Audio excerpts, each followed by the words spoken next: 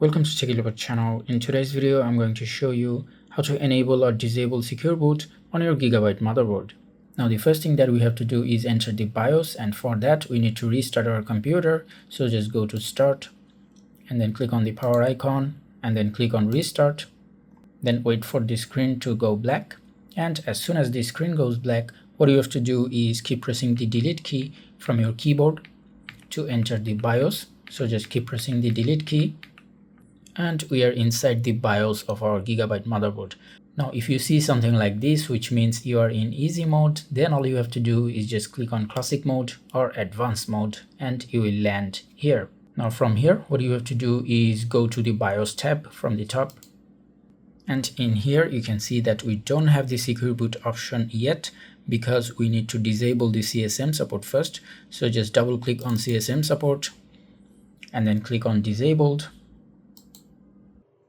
And here you can see the secure boot option is now available, but we cannot enable it right now. First, we need to save the changes. So just go to save and exit.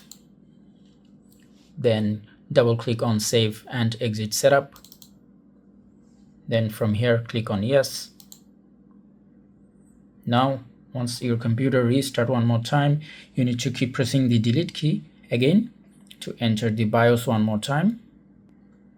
And we are again inside the BIOS, and this time go to the BIOS tab again and then go to the last option, which is secure boot. Then from here, first we need to set the secure boot mode to standard from custom.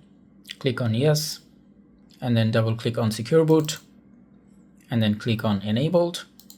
And now all you need to do is just save and exit. So just go to save and exit and then double click on save and exit setup, then click on yes, and we are done. Now once your computer restart, secure boot will be enabled on your Gigabyte motherboard. I hope this video was helpful. If it was, please give it a thumbs up and don't forget to subscribe.